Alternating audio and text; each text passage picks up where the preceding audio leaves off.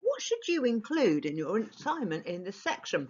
Now, we will be looking for whether the business sells goods, services, or both, obviously with evidence, what the gap in the market that they found was and how they found it, who their competitors are, and are there any substitute products we need to be aware of and how that affects the business, how they attract new customers to them, how they retain existing customers, what the role of customer service is in retaining their customers, and what reasons are there that enterprises like this can fail.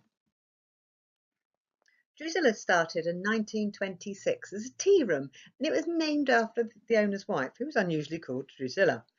In 1997, it was bought by the current owners, who are Christine and Lawrence.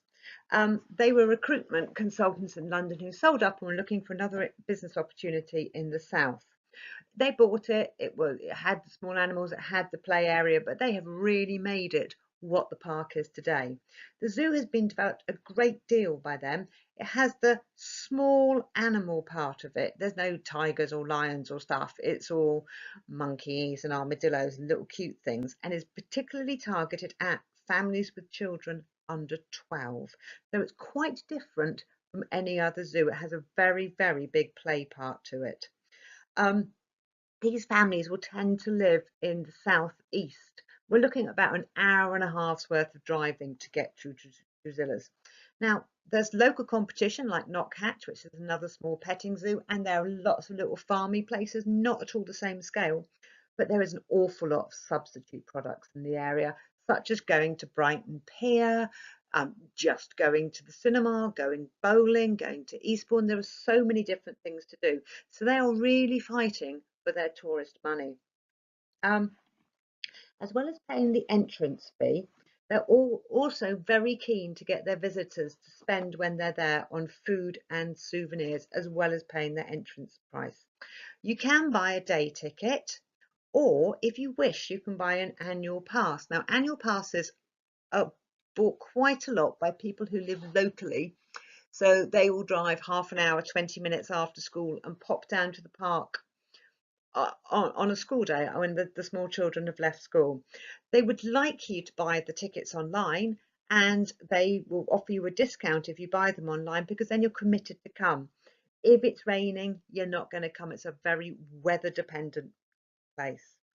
Now, they tend to get more visitors when they put on special character days, such as when Hello Kitty comes to town, or when there is a Halloween, the Shriek Shack they have at Halloween, or when Father Christmas is there. So they will tend to get 3,000 visitors on those days. So the special events they put throughout the year and really drive visiting to it. They promote themselves. They use a lot of Google searches and AdWords. They try to get a lot of coverage in on TripAdvisor and things, very positive, but they've moved away from using newspaper adverts, as they find that their families no longer use newspapers as a way of finding out about days out. They really want to ensure when everybody is there that they have an excellent day out. They need fantastic customer service. As I said about the weather, if it rains, they will tend to offer you a return for £10 sort of ticket to keep people wanting to come back. So repeat customers are done by the annual visit. They also use Tesco Club Card vouchers, so you can use your Club Card vouchers to purchase Drusillas tickets as well. They used to have Thomas the Tank Engine. They had Thomas the Tank Engine on a 10-year contract, but unfortunately they couldn't negotiate that. So they rebranded their train as Go Safari, which is a Drusillas brand, and they have some special rides to go with that now, which are very lovely. They also have Hello Kitty Land. Now, Hello Kitty, it's the only one in Europe which is a Hello Kitty Land. Hello Kitty is the most popular girls brand there is, so this has made a significant impact on Drusillas Park. Now, in order for Drusillas to be successful, they need to stay relevant. They need the characters. They do drive sales very well. They need to bring in new animals, such as the delightful giant anteaters, Delgado being my personal favourite. They also need to have things for different age groups, of the very small children and up to 12 with a significant level of challenge. In the winter, They still have visitors. They have the more indoor soft play in the summer. They have the water park part of it. So it really is a fantastic offer for children wanting to visit. We've looked at some things you could include in your assignment, but what else should you be including? Let's have a think. So we need to be able to comment on whether they have physical location, whether it's online or whether it's both. We need to consider whether the business is a sole trader, partnership or a private limited company and how those things will affect the business. We need to consider the number of employees they have. What are their aims and objectives? What really do they want to achieve by having this business?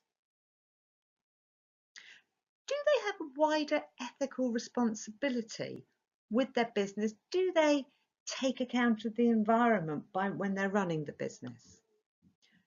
What social trends have affected the business and in what way? And what political influences are there on how the business is being run? Drusillas clearly is a physical zoo, but you can buy tickets online. There is only one zoo. This is not part of a chain. It's a one-off unique place. It's owned by Christine and Lawrence, and they own it as a private limited company. So they are the shareholder in the private limited company. They have 50 full-time members of staff. There'd be the zookeepers and the marketing people, finance people, and 100 seasonal workers. So these are local students who come in and work in the cafes and man the rides and clear up the zoo during the busy times of year. And they also have quite a lot of volunteers who like coming in to help with the animals. Now, aims and objectives. I would imagine that as they bought it in 1997, they were looking at a range of different businesses. They were looking at this business as a means of making profit. However, it's quite interesting to see that their children have been brought into this business.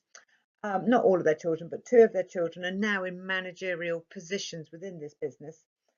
Lawrence has other business interests. He set up another digital recruitment agency, and Christina stepped back from it. So it does have that family feel, but it's not the same as the Hook Farm business, which has got a real heritage and has their souls in the land.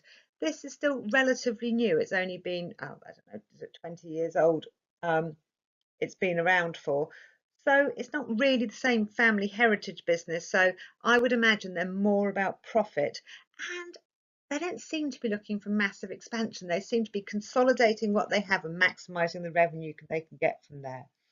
Now, there are some social pressures which will be affecting Drusillas. Now, they want to educate people. They want to educate people about extinction and our impact on the animals. They have quite a large show about the Masai Mara in Kenya. So they're very keen on that, and they're very keen on environmentalism, which is great. But there's quite a few people who don't approve of zoos. That keeping animals in cages for our entertainment is not particularly a good thing. And even though I've never heard about anyone protesting at Drusillas, this social trend could impact upon them. They've also been very heavily impacted by children's characters. We like, or children like, different characters, and as different characters develop, they need to incorporate them in Drusillas to keep Drusillas relevant to their target market of the children under 12, which are the driving force, whether they come with their parents or their grandparents. It is these characters that will keep people coming back over and over again.